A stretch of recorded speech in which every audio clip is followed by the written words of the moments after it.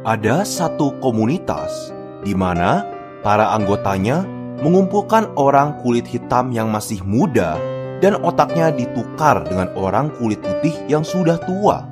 Penasaran dengan alasannya? Inilah alur cerita Get Out.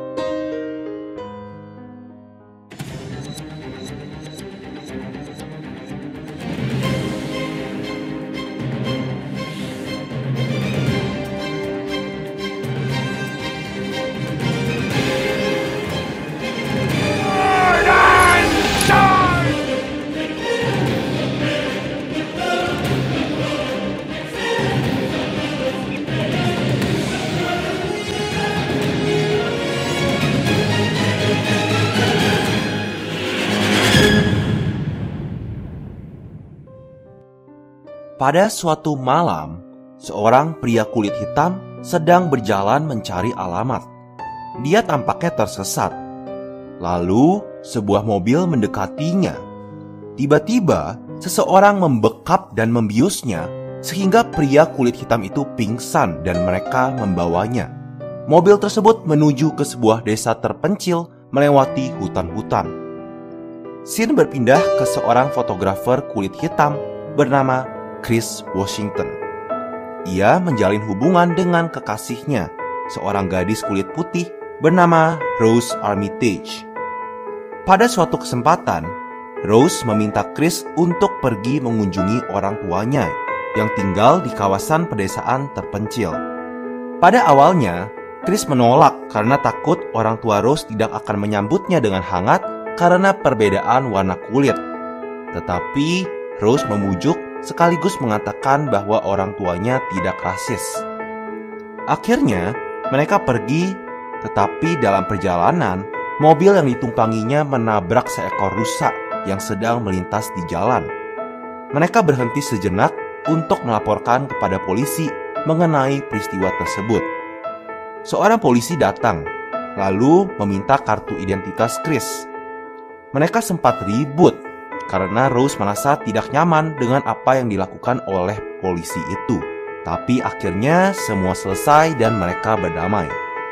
Sesampainya di rumah orang tua Rose, mereka disambut hangat oleh Dean, ayah Rose yang merupakan seorang dokter bedah syaraf, dan Missy, ibu Rose, seorang hipnoterapis. Mulanya semua berjalan dengan lancar. Mereka membaur satu sama lain, bercengkrama sampai Dean menawarkan kepada Chris untuk mencoba terapi hipnotis karena kebiasaan buruk merokoknya. Sama seperti dirinya yang kecanduan merokok selama 15 tahun dan berhasil setelah terapi yang dilakukan oleh Missy, istrinya.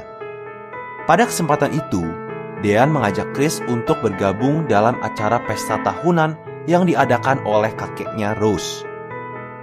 Georgina, seorang asisten rumah tangga berkulit hitam, datang untuk menuangkan teh, tetapi sikapnya aneh.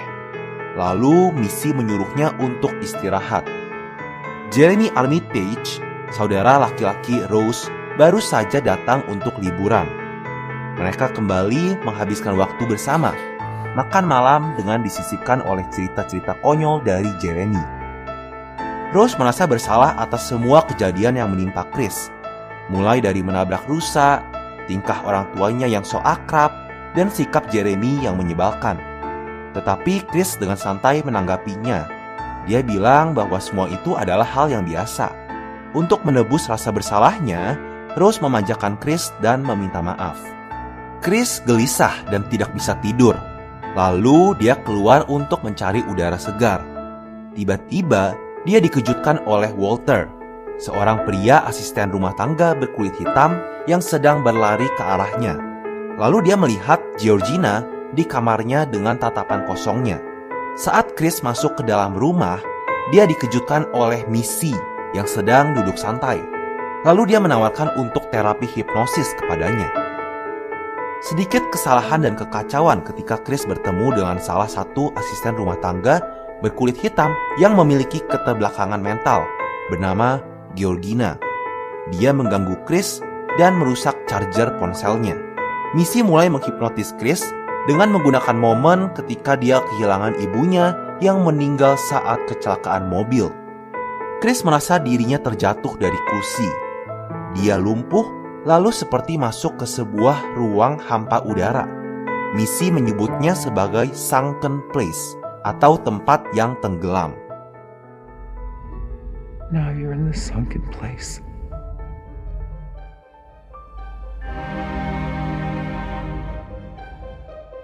Keesokan paginya, ketika Chris terbangun, dia beranggapan bahwa peristiwa semalam yang dialaminya itu hanyalah sebuah mimpi buruk.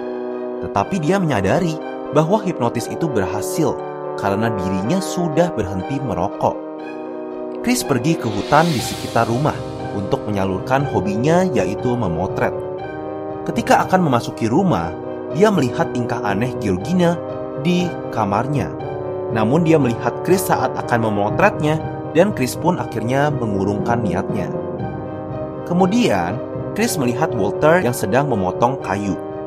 Dia merasa aneh dengan sikapnya dan gelagatnya, karena Walter seolah-olah sudah tahu banyak mengenai dirinya dan juga kekasihnya Rose.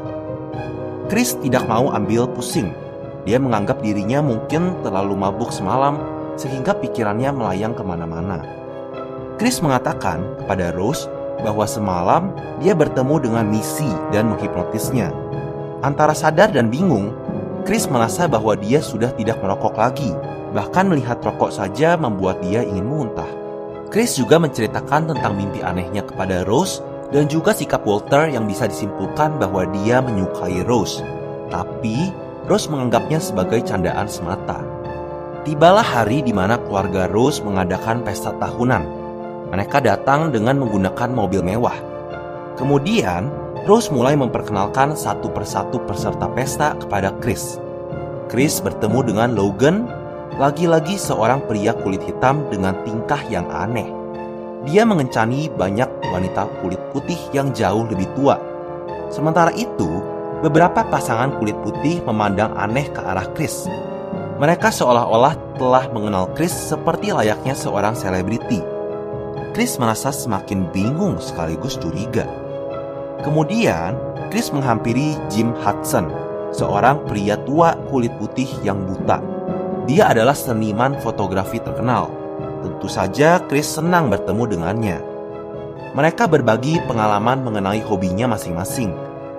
Karena merasa bahwa situasi semakin aneh, Chris masuk ke dalam rumah, lalu menghubungi sahabatnya, seorang petugas berkulit hitam bernama Rod Williams.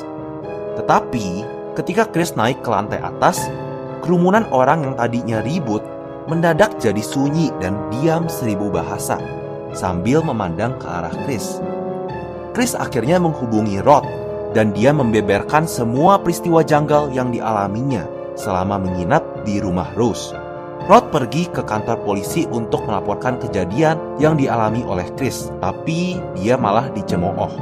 Setelah Chris selesai ngobrol di telepon dengan Rod, tiba-tiba Georgina muncul. Dia meminta maaf atas tindakan yang telah dilakukannya, yaitu mencabut pengisi daya ponselnya ketika membersihkan meja. Kemudian, Georgina mulai mengatakan kepada Chris tidak usah takut terhadap keluarga Armitage, karena mereka memperlakukan orang kulit hitam dengan sangat baik dan dianggap seperti keluarga sendiri. Diam-diam, Chris memotret Logan, tetapi sorotan lampu ponselnya menyebabkannya mimisan. Dia menjadi histeris lalu berteriak menyuruh Chris untuk keluar, dan mereka sempat berkelahi. Diane mengatakan bahwa Logan menderita kejang-kejang.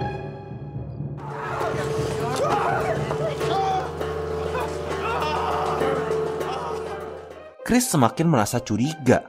Dia mengajak Rose untuk jalan-jalan, lalu memintanya untuk segera pergi dari tempat itu. Sementara itu, di pesta, mereka mengadakan pelelangan misterius dengan memajang foto Chris yang dimenangkan oleh Jim Hudson. Ketika sedang berkemas untuk meninggalkan rumah orang tua Rose, Chris mengirimkan foto Logan kepada Rod. Dia mengenalinya sebagai orang hilang yang bernama asli Andre. Chris juga menemukan foto Rose yang ternyata pernah berpacaran dengan pria kulit hitam lainnya, termasuk Andre dan Walter. Namun Rose mengaku bahwa Chris adalah pacar kulit hitam pertamanya. Lebih anehnya lagi, Ternyata Rose ini pernah berteman dekat dengan Georgina yang sekarang adalah asisten rumah tangganya. Karena merasa khawatir dan takut, Chris meminta kunci mobilnya. Tapi Rose masih belum menemukannya. Chris dikepung oleh keluarga Armitage. Dia sempat melawan dan berkelahi, tapi dia tidak berdaya karena misi menghipnotisnya yang membuat Chris kembali masuk ke ruang hampa udara seperti dahulu. Terungkap bahwa acara pesta keluarga Armitage sebenarnya merupakan sebuah komunitas rahasia untuk mengumpulkan orang-orang kulit hitam sebagai korban. Mereka bertujuan untuk mencapai keabadian dengan menukar tubuh mereka yang sudah tua dengan tubuh orang kulit hitam yang masih muda. Rose sendiri merupakan dalang dari semua ini. Ia mendambakan agar orang-orang berkulit putih di komunitasnya yang sudah tua dapat memiliki tubuh muda yang masih segar. Maka dari itu, ia bertugas untuk mencari orang berkulit hitam yang bisa dijadikan korban. Lalu Chris diikat di sebuah kursi. Dia diperlihatkan tayangan sebuah video yang menceritakan mengenai tujuan dari komunitas tersebut. Mereka sangat menginginkan kelebihan fisik yang dimiliki oleh orang berkulit hitam, terutama Chris. Komunitas tersebut menganggap bahwa semua yang dimiliki orang kulit hitam adalah anugerah terbesar dari Tuhan. Sementara itu, Rod semakin khawatir dengan keadaan Chris. Dia mencoba untuk menghubungi ponselnya, tapi Rose yang menerimanya. Dia menanyakan bagaimana kondisi Chris. Rose menjawab bahwa Chris telah pergi 2 hari yang lalu, dan dia meninggalkan ponselnya. Rod tak percaya begitu saja. Dia yakin bahwa Rose sedang berbohong.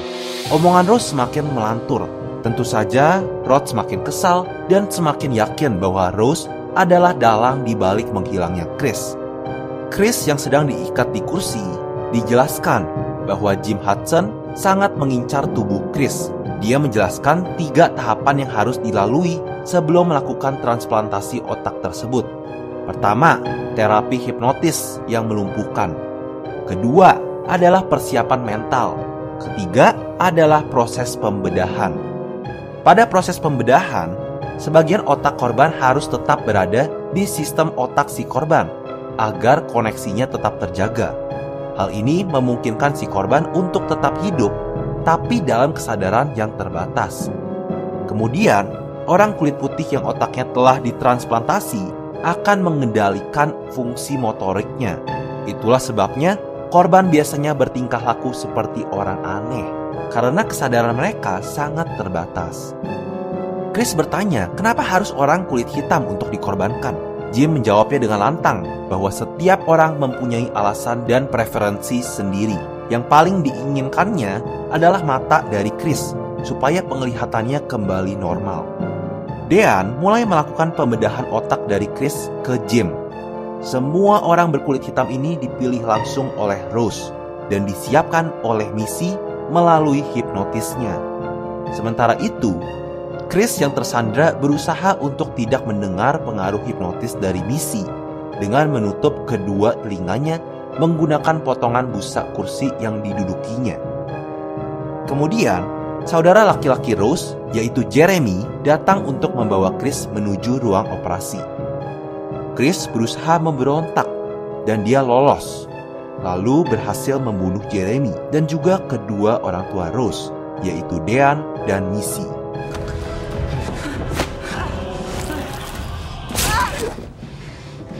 Ketika Chris berhasil keluar dari rumah itu dan menggunakan sebuah mobil, dia bertemu Georgina, lalu tanpa sengaja menabraknya.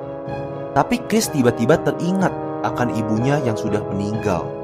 Dia merasa berdosa karena itu, maka dia membawa Georgina pergi. Georgina ini bukanlah pribadinya yang asli. Dia telah bertukar tubuh dengan neneknya Rose. Begitupun Walter yang telah bertukar tubuh dengan kakeknya Rose. Karena Georgina bukanlah yang asli, maka dia langsung menyerang Chris sehingga terjadi kecelakaan dan menewaskannya. Menyadari akan hal itu, Rose dan Walter menyusul mereka. Ketika Walter akan menyerang Chris, dia menggunakan sorotan lampu pada ponselnya yang menyebabkan Walter palsu sadar. Terungkap bahwa sinar lampu dapat menyadarkan seseorang yang sudah ditukar otaknya. Walter sudah sadar sepenuhnya.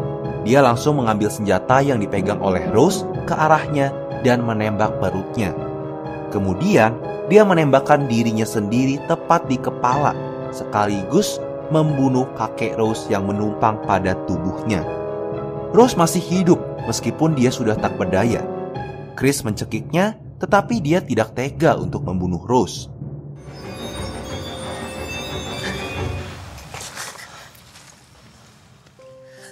Akhirnya, mobil polisi tiba. Sementara itu, Rose berteriak meminta bantuan seolah-olah Chris adalah orang yang menyerangnya. Tapi bukan polisi yang datang, melainkan Rod. Dia keluar dan langsung membantu Chris untuk masuk ke dalam mobil polisi tersebut, lalu pergi dengan meninggalkan Rose yang terkapar karena lukanya, sampai akhirnya tewas. Akhir cerita, komunitas itu pun tidak ada lagi. Itulah ending dari film Get Out. Sebelum kalian tutup video ini, jangan lupa cek video-video lain dari kami. Sampai jumpa di video berikutnya.